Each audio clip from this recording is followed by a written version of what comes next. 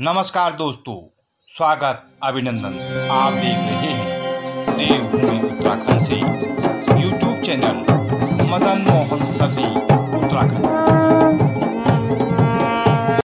तो आइए सुनते हैं व्यास जी महाराज पंडित श्री रामकृष्ण जी के मुखारबिंद से श्रीमद् भागवत कथा के कुछ महत्वपूर्ण अंश।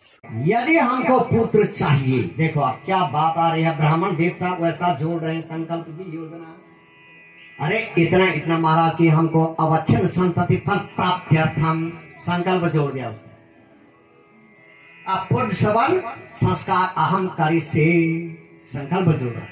अगर पुत्री चाहे उसका नाम चाहते हुए चैन, लड़की नहीं तो कुछ नहीं। अरे लड़की नहीं कुछ नहीं, हमको एक लड़की भी चाहिए, तो वहां पर पुत्री अवच्छिन्न पुत्री प्राप्त्यर्थम बिल्कुल उसको पुंसवन संकल्प में जोड़ ली। बिल्कुल लड़की होगी। ये मेरी तो प्रैक्टिकल मुझे नहीं लिखी, ये तो लेखन ही नहीं, किताबें नहीं बन जी, माने पुस्तक ही नहीं बनी थी। कैसे उन्होंने कहा किया है नहीं, कहा पिछड़ा इलाका बुनाई है को प्लेन्स में हल कोई जानवर ये हो गया। अरे जो चीज है ना पिछड़ा इलाका, फिर उसमें आ गई बात। ये तो अब हो रहा है, स्कूलें तो अब खुल रही है, यहाँ पहले थोड़ी थी, अब हो रहा, अब लोगों को ज्ञान हो रहा है, हमको भी हर्ष हो रहा है। कॉलेज में माने गर्ल्स कॉलेज में छुट्टी हुई, नानियों मसा देखने बहुत खुश हो रहा है।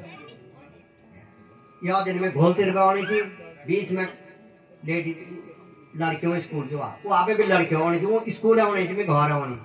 2 घंटे तक मैं रास्ते में रास्ता कम जो बारीक, और मैंने कहा यार यहाँ धक्का मुक्के में कहा कोई बालिका गिर गई नीचे, तो पहाड़ है, अब नहीं उठ गई। मैंने कहा धन्य हो, आज बालिकाएं पढ़ने के लिए जा रही है, धन्य हो। हमारा वो समय बेकार था जिस समय स्कूलिंग में, या हम आप बेबुआ टाइम में आप बेकार। आज देखो बालिकाएं ड्रेस में मारा, सब जगह देख रहे हैं, अच्छा आनंद आ रहा है। इसलिए महिला, मैं क्यों बोल रहा हूँ, आज के जमाने में महिला पढ़ी हुई है, पुरुष तो पढ़े ही हैं। तो महाराज इसमें तो जब पढ़े नहीं गया मुड़िया सुंदर कांड भी नहीं पढ़ी, तो बेकार जो है हम क्यों जन्मिया, हम जन्मी के लिए थे मन ये जुर्मे के लिए एक सुंदर कांड तो करो, घर में करो सुंदर कांड बहुत अच्छा रहेगा। क्यों नहीं होगा, देख लेना, अजमाओ उसको, ठीक ढंग से पढ़ो उसको। सुंदर कांड से सुंदरा, वो तो बोल रहे कि भगवान की प्राप्ति उसी में, पूरे रामायण में पढ़ी सुंदर कांड, उसमें भक्ति की खोज है, माने सीता की खोज, कितना आनंद है। सबसे ज्यादा कथा वही सुंदर कांड में। अरे कथा उतनी अन्य कांडों में नहीं है, बाल कांड में नहीं, अयोध्या में नहीं, कथा थोड़ा बहुत हुई उनने का। सुंदर कांड में सबसे ज्यादा राम का चरित्र सुनाया गया, बाकी और जगह है नहीं। उत्तराखंड में बहुत कम काकभूषण जरूर संवाद आता है, नहीं आता है। इसलिए हम बोल रहे हैं कि सुंदर कांड कितना अच्छा है। घर सुंदर रहेगा, सुंदर बन जाता है घर। यह है सुंदर कांड की परिभाषा। घर सुंदर रहेगा, पवित्र, पाप, मंगल। अरे भगवान की कृपा हो जाती है, होता है, भगवान की कृपा होती है। जो भी काम होता भगवान की इच्छा के अनुकूल होता। हरि प्रेरित ऐसा लिखा है भाई, हरि प्रेरित कहूं मैं जान, ऐसा भी आता बहुत जगह में, माना भगवान की इच्छा, इच्छा के ही अनुकूल होता। अब हम चले जाते हैं थोड़ा कहीं पर, एक टॉपिक जैसा आ गया इसमें, इसके बाद एक दृष्टांत आएगा। हम आगे एक टॉपिक, और रामायण के टॉपिक में आगे हम तो रामायण के उसमें भगवान महिला भी बनते, इसी में आगे भगवान लेडीज भी बन रहे हैं, जेंट्स भी, सब कुछ कर रहे हैं, सारा रोल कर रहे हैं। क्यों कर रहे हैं? भक्तों के प्रति हमारी जैसी इच्छा, हमने जैसी मांग भगवान के सामने रखी, परमात्मा वैसा बन गए। हमने कहा लक्ष्मी के रूप में आओ, माँ बन गया। हमने कहा पुरुष के पिता के रूप में आओ, तो वैसा बन गया। भक्त को कहा, भक्त ने कहा मेरी ये इच्छा है, तो भगवान को ऐसे ही बन गया। इसलिए त्वमेव माता पिता। ब्रह्मा जी ने सृष्टि का सृजन किया तो माँ का काम किया, माँ का काम किया।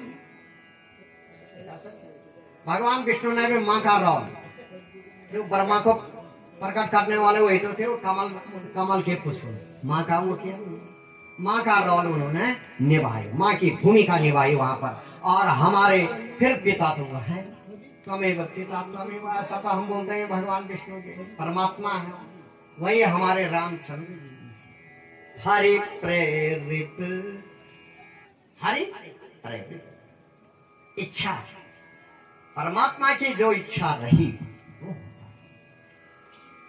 इसलिए अरण्य कांड से ही शुरू होता है, अरण्य कांड से शुरू होता है। कोप भवन से शिक्षा मिलती है, ये थोड़ी कि हमेशा कोप भवन है, कौन शिक्षा मिलती है वहां से, शिक्षा को ले लो। ऐसा नहीं कि कहीं का जैसा कोप भवन करे, एक से बात नहीं दूसरे से बात नहीं, पढ़ जा तो ये नहीं है उसका, ये तो नहीं करना है।